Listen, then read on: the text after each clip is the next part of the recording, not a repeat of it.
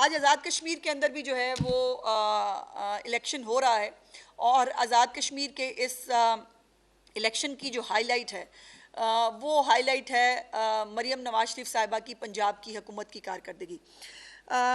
आज बहुत सारे जो मीरपुर डिवीज़न के अंदर जो आज इंतखाब हो रहा है उसमें मीरपुर डिवीज़न के जो लोग हैं उन्होंने किसी इंतशार एहतजाज जो मुख्तलिफ कॉल्स शरपसंद अनासर की तरफ से दी गई थी उसको रिजेक्ट करते हुए उन्होंने घर से बाहर निकलने और वोट डालने को तरजीह दी और एक लंबी लाइनें जो हैं वो मुख्तलिफ जो पोलिंग स्टेशंस हैं उनके बाहर नज़र आई और सबसे ज़्यादा जो इस वक्त सोशल मीडिया के ऊपर भी जो कैंप्स हैं नून लीग के वो लोग ख़ुद दिखा रहे हैं। बहुत सारे लोगों के पोलिंग कैंप्स जो हैं वहाँ पे लूडो खेलते हुए लोग नज़र आ रहे हैं बिकॉज उत्थे बंदा बशर है कोई नहीं और लेकिन रोना पिटना जो है वो पहले से शुरू हो चुका है।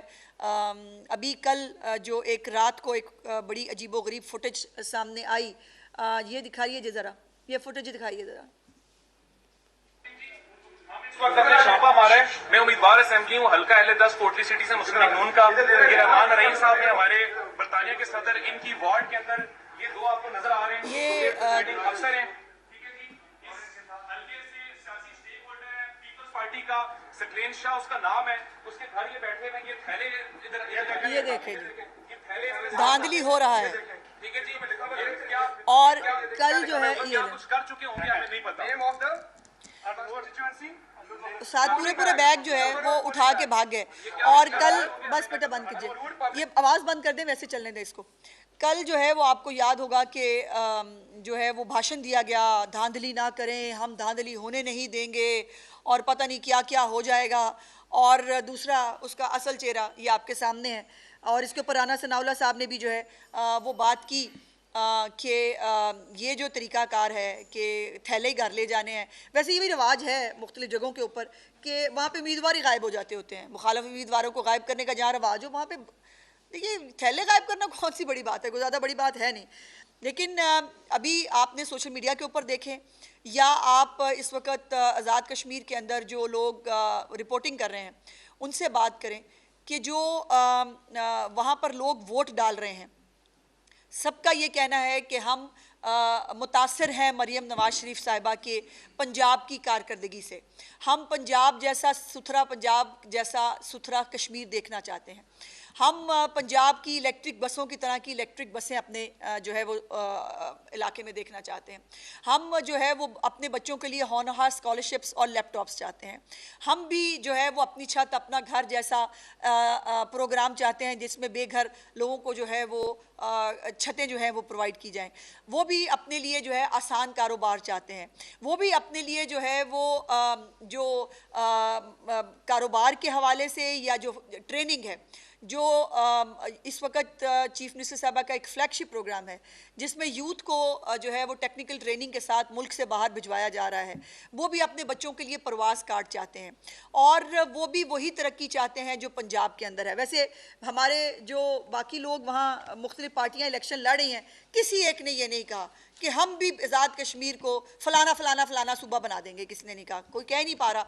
लेकिन जो है वो मेरी चीफ मिनिस्टर ने या कायद नवाज शरीफ साहब ने वहाँ खड़े होकर भी अपनी कारकर्दगी की बात की, चूँकि कारकर्दगी है बताने के लिए, अपने इनिशिएटिव्स हैं बताने के लिए, कश्मीर के अवाम को दिखाने के लिए कि हमारे पास बहुत कुछ है और जो खाली बर्तन हैं वो बचते रहते हैं, वो बजे चले जा रहे हैं और बहुत सारे बर्तन एक वक्त में बज रहे हैं इस वक्त।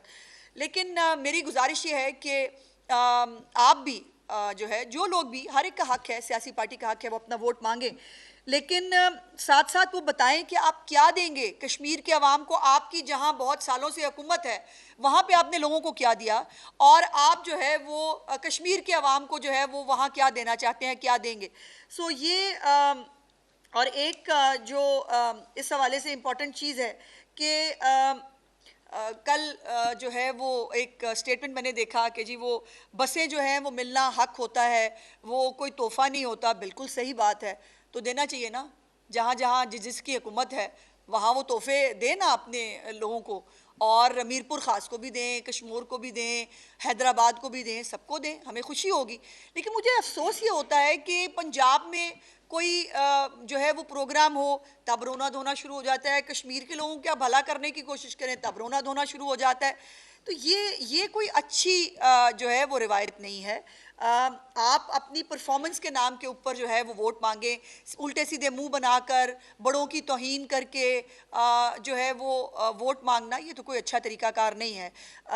आप बताएं, अपना मंशूर दें। मेरे कायद ने अपना मंशूर दिया आज़ाद कश्मीर के अंदर, मेरी चीफ मिनिस्टर ने अपनी पंजाब की कारकर्दगी जो है वो 18 महीने की वो उन्होंने कश्मीर के लोगों के सामने रखी, और ये कह के वोट मांगा कि हम इसी तरह की हुकूमत जो है वो कश्मीर में बनाना चाहते हैं। यही सियासत है, इसी को सियासत कहते हैं।